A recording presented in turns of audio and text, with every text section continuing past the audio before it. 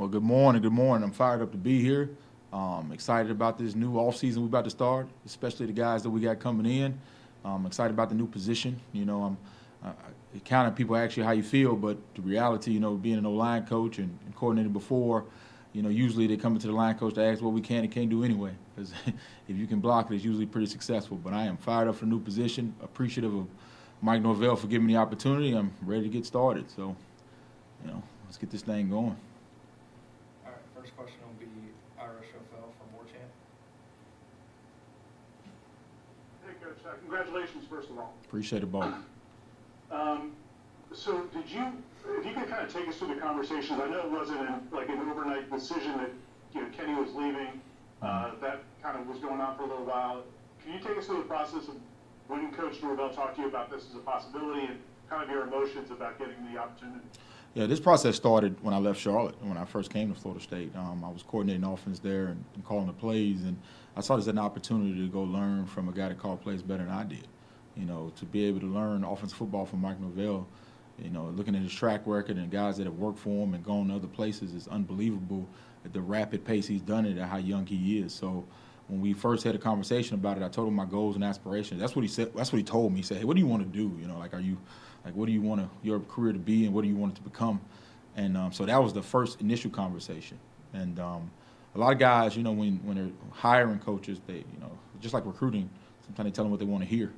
And when I had spoken to guys all across the country about Coach Norvell, they all said, upright, stand up, honest, all the things that you want to hear when you're going to work for a guy like any other profession. We all want to climb. So when we had that initial conversation, I knew I still had to prove value and worth and ability to be able to do it. And he provided the opportunity, just like he said he would if the opportunity ever opened. So that conversation started a while ago. Next will be Brendan Sinone from Knowles 247. Yeah, congratulations. Appreciate it. So with your previous experience coordinating at Charlotte, I guess, how did you go about calling plays there? Was it on the sideline? I guess how would that dynamic work here at Florida State? And secondly, how would the dynamic of calling plays work with working with Coach Norvell and within his offense? Correct. Well, it is Coach Norvell's offense. And I'm here to learn how to coordinate it for his organizational standpoint and learning how to call it. But Coach Norvell will call plays.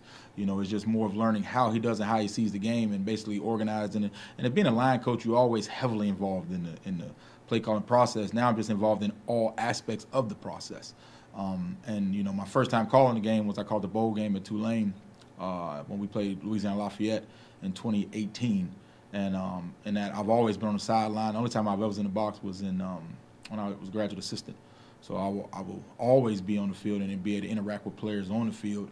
And even when I took the position, when I was coordinator, when I left Tulane, I visited a lot of coaches who had called it from the field and got a lot of advice from them. And that's where I'm comfortable with, and I like interacting with the players from the field, especially coaching the line. So that dynamic for us won't change much. I'll still be on the field, coach will be on the field, and we'll still have eyes and ears in the box. Next will be Matt Marshall from the Orlando Sentinel. Alex, congratulations. I wanted to ask, were there any coaching influences when you talk about your offensive kind of maybe your philosophy? Was there someone maybe growing up or someone that you can watch that you kind of maybe influenced some of your ideas about offense? Man, I took a lot of ideas from a lot of coaches. The original person I worked for, was Jeep Wade and Jason Simpson, who's still the head coach of UT Martin. They just actually won the conference. But as far as being an O-line coach and calling plays from the field, the first person I connected with was Bill Legg at the time. When I was GN at Marshall, he was the line coach and calling plays. When I got to Charlotte, I reached out to coaches like, Jeff Grimes, and I reached out to the, head coach at Rice. I mean, just multiple people that I reached out to that had been in that position and able to run an offense. And also, it's like the list goes on, but those are the guys that I saw had done it and made it possible. And which made me have a belief in it, because a lot of times, there's a stigma out there that line coaches cannot do it because of the responsibility of coaching O-line, which is almost not well thought out, because you control the most guys on the field all the time. Nobody has more than 5 out there. And the capability of what we can do is also, whether you passing it, throwing it, or whatever, it's going to be through what we can operate with up front. So it's usually, the coordinator already coming in and saying, hey, what can we do? So, now you get to be involved in all aspects of it. This will be Chris Nee from Moles 247.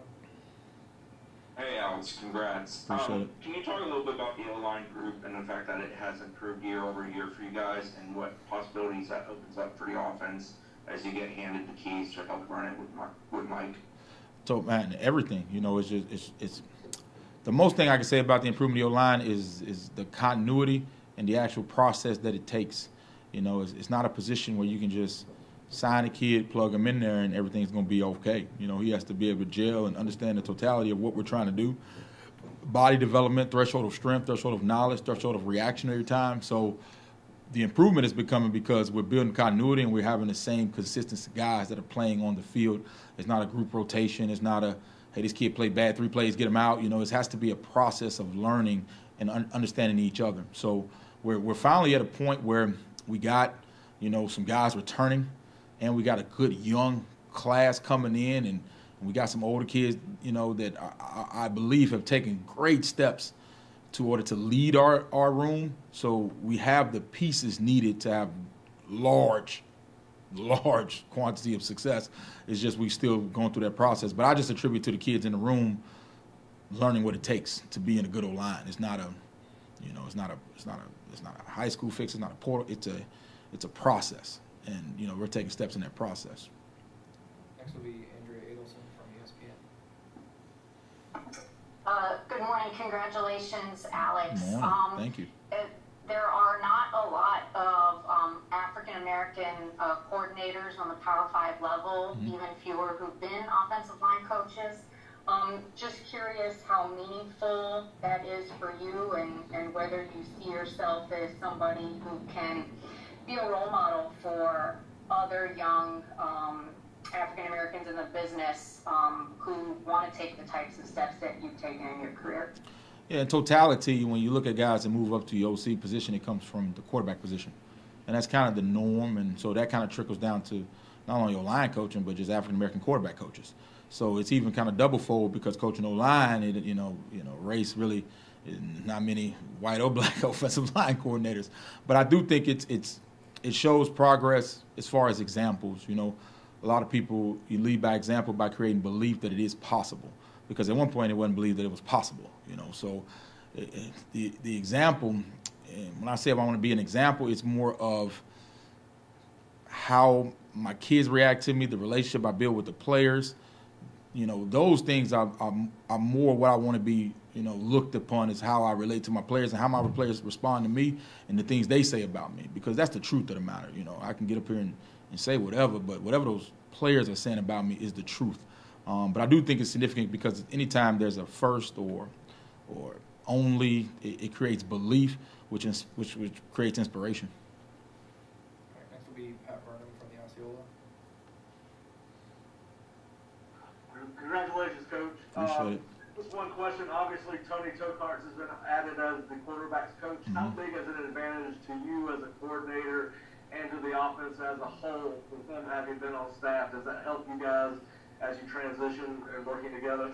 Or just knowledge. You know, he's been with Coach Norvell for a long time, and his knowledge of the offense, his grasp, his personality, you know, relationship-based, like everything, that was just a home run for us, especially for me because the relationship I have with Tony and the things he taught me walking in the door. You know, he was able to give me all the information I needed, and from you know, playbooks to you know, verbiage to everything that's translating. But that was a home run just because of his knowledge of not only this offense but relationship he has with Coach Norvell and one I built with him over why we've been here together. Next will be Kurt Weiler from Tallahassee Democrat. Hey, Alex, congratulations. You talked about, even as the offensive line coach, your level of involvement to a certain degree in the play calling already. How much do you think how involved your guys are in really all aspects? Whatever the play is, your guys are going to be heavily involved in it.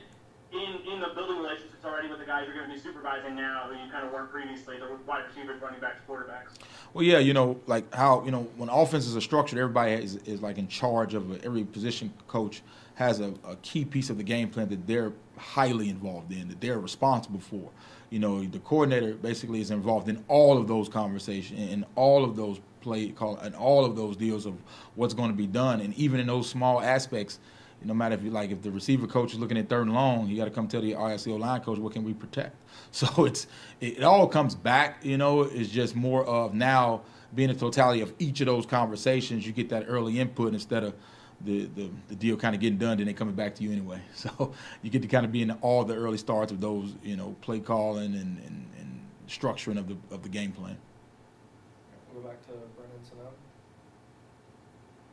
Alex, I was hoping to get your thoughts on A.J. Duffy, and I guess getting to talk with him and meet him now that he's, I believe, here in Tallahassee. Just how important is that for him to kind of get his college career started as early as possible? Well, no, that's the key. I think most players are coming in early now. The thing about A.J., what I enjoyed being around him, and he has a relationship with all the coaches, and also just his poise, control, his recruiting ability, his relationship with the guys that are coming in and the guys already on the team. It felt like he was here when he wasn't here, just because he was so active with even recruiting, game planning. I mean, he questions, after the game, he's a ball guy. And you see that even, what he did here this past weekend, like he is a football player and he loves the game. So, I mean, him being here early definitely gives him a great chance of learning this thing as quick as possible because he might know most of it already. He loves it. Go back to Irish FL. You spoke about this briefly earlier about the collaboration between the staff. What's Coach Norvell like when you bring in other ideas? Like when you guys came together 2 years ago, would you say, hey, this is something we did previously at another place? I mean, is he receptive to that? How does that process work? Coaches, like I talked about, people talk about that phrase that's going around, love football. Coaches, if love is what Coach loves football. So even when we first got here, with going through the pandemic, it was a little bit different because everything was on Zoom. But we had days where each coach would present what they'd done before and the different ways they can help in the offense. While we were learning his offense, I mean, if you look at guys, they get frustrated in their profession, it's usually because they don't feel like they have a voice. They feel like they're pawns and it's just, do what I say. And Coach Norvell, if you look at his track record of coaches that have come through and moved on and the way he's maximized coaching, every coach feels like they have a voice. He makes sure you're heard. Now, and that's not saying everything's going to get in and you're not going to, but everything will be listened to. There's group discussions, there's input, there's film watching, there's studies. We all had studies. We studied at different offenses. He is, he almost becomes like an assistant in that aspect where he wants to hear more football things and ways that can help us improve, but also, looking at the personnel we have. It might sound good and look good, but the personnel is personnel-driven offense, which is what I enjoy because when you say the Mike Norvell offense, it has changed so much because he changed it to the personnel that he has. It looks to what we have. That's why I like the slogan where he says where stars come to shine, because if you are dynamic, we will find the offense is built to find a way for you to shine. So that's what I've enjoyed, is learning how to personnel drive an offense. All right, go back to Christine. Alex, with regards to eyes in the sky, do you get input on who you guys put up there? Is that a Mike Norvell decision? And also, just what do you need from that person when they're talking to you in your ears as you're down there coaching both your position and the offense? Yeah, the structure is, you usually have a guy in the box that's looking at, different aspects that he can see from the box because you're limited from the field. But those discussions happen with value of coaches, like who can do it the best, and that just, and where guys are comfortable at. Like, I'm comfortable from the field. So no matter the structure, I'm on the field because that's where I'm more comfortable and we've had success. So it's not really like a decision of, okay, we're going to put him here. It's more of where are guys comfortable and where can guys be maximized to get the best results to what we're trying to do on that Saturday. And next will be Austin Cox from Warchant. Hey, Coach, congratulations. I wanted to ask you, I know in this profession y'all kind of move around a lot, but how much of an advantage is it to be promoted from within and already have a relationship with so many of the players already on the roster? Man, once again, kudos to Coach Norvell, because when guys are moving and shaking, it's usually because, number one, it's like free agency, it's money, but also involved in climbing in your career opportunity. No different than, guys working in your profession. If you feel like you're stuck in just being a writer and editor and there's no chance to climb, you usually move a lot more, and we've been able to, have a relationship here and develop and maximize ourselves where you see opportunity to grow and to climb. And that's the bottom line of, not just keep hitting that of all profession. You want to see growth. But you also want to challenge yourself to say it's not just position. I have to grow. I have to be better than I was the day before to give him the trust and create value for myself where he feels like that will be value for the whole company or program. So, no, that's been huge, and that's what we need here at Florida State in continuity because, that was the big thing coming in. Everybody said it was needed in not only my position group, but just as a team in general. Because that's where the success had came from, was continuity. Go back to Matt Rochelle. Alex, you kind of touched on this a little bit earlier about offensive linemen kind of need to know all the plays, whether it's pass or run. Mm-hmm. But why has it been that more offensive line coaches aren't getting into being play callers in your mind? Some O-line coaches have no desire to call plays. They enjoy coaching the O-line. Like there's a mushroom clinic. Some guys say, I don't even want to get involved in it at all. I want to coach the offensive line. That's what I feel comfortable and that's what I want to do. So that, and also just the stigmatism, like going back to coordinating, is historically has been quarterback coaches. That's the norm. And like any normal business or anything, like there's a cycle that's what it's been. And that's what it always will be. And you look for guys that are not that kind of mindset, that are willing to evolve and change and look at different options to maximize wherever they are. So I give a lot of props to Coach Norvell for thinking outside of the norm and just looking for the maximize the best results we can get and also create opportunities. And some coaches, it don't matter how good their coaches are, they want the quarterback to be the coordinator. It doesn't matter what dynamic it creates or how it goes. It's just more of that's what they've known and that's what it's going to be. We'll go back to Ira. How, I guess if you could just talk about your relationship with Jordan Travis, mm-hmm. How you've enjoyed watching him grow over the last couple of years, and how much involvement have you had with him individually, considering you weren't his position coach. I know you won't be his position coach, but obviously offensive coordinator and the quarterback will be a little bit tighter. Yeah, Jordan's awesome because, he's in group text with the O-line. I mean, he comes out, I stand, you watch practice, I stand next to him basically the whole game, the whole practice. So we have good conversations. He also is involved in, knowing the protections and knowing the checks, the run checks, and because our offense is, heavy quarterback vision. But what I love about Jordan is those players love watching Jordan. They love being around him. They are inspired by him. He inspires them to play better than what they are and to overachieve.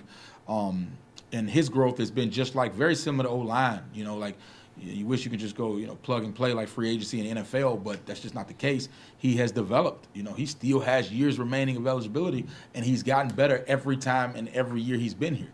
So his development has been awesome to see, and that's just reality of football.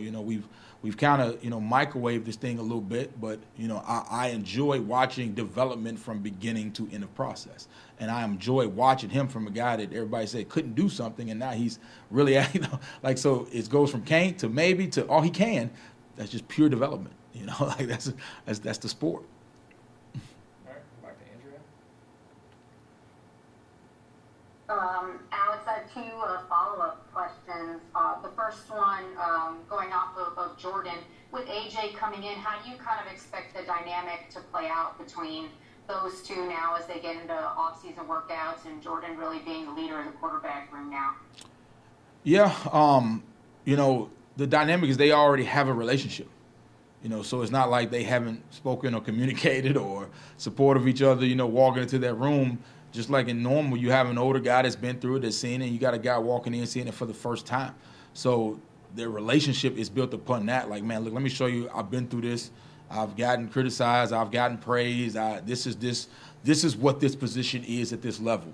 So I think he has somebody that has been through the ringer a little bit that can kind of teach him how that goes as he develops. The expectation is different. Just teaching him how to carry yourself. All that is important. We look at it as on the field, but there's so many other aspects that goes into those relationships, and leadership doesn't start without relationship. Nobody likes to walk in somewhere and just immediately, get bossed around. So the relationship has been established, so I can't wait to watch those guys push each other. And the other one was, you talked about how the normal route for coordinators through quarterback coach. What appealed to you about wanting to be an offensive coordinator? Why is that something that you wanted to do in your career? Well, if you look at success of O-line coaches that have become head coaches, O-line coaches who are actually former O-line coaches that are actually running offenses, I believe that research shows that, O-line coaches are very capable. very smart, very understanding of all aspects and not just protection and run game. And I've always loved all aspects of football and all aspects of offense. Usually you get stuck in kind of that closet of that, and I'm in there. I want to know what's going on in Skelly. I want to see routes. I want to talk about like I love ball, and sometimes when you get into that position, they act like it's foreign to you to see other aspects. And O-line coach, we do that to ourselves sometimes. We don't want to hear the other aspects of it because the offensive line does require quite a bit of attention and development because it is a huge developmental position. So, we've added to that a little bit. We want to kind of have our own little community and fraternity of O-line coaches. But, to me personally, I've always wanted to run an offense as being an O-line coach. All right, last one. We'll go back to Ira. We know you can't speak specifically about guys who haven't been announced by the school yet, but what were some of your guys' goals as an offensive staff, looking at the transfer portal and still finishing up the high school signees, particularly offensive line and wide receiver, kind of beefing up those positions, and how do you feel about how that progress has gone so far? I think people are looking like how we look at the portal is, I want to develop high school players and develop some continuity. And I think the portal has allowed some guys to be able to still grow up, some young guys, and so you won't have to play them too early or stunt their development. And I think that's how we view it. I can't speak on everybody else, but, the guys out, the high school players, and I want to develop those guys and get them the best as they can be system guys. I mean, that's the goal, because that's how you build continuity.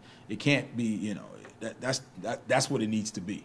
And I think people are just using the portal as a way to still be able to develop the young guys, but still add some Band-Aids when needed.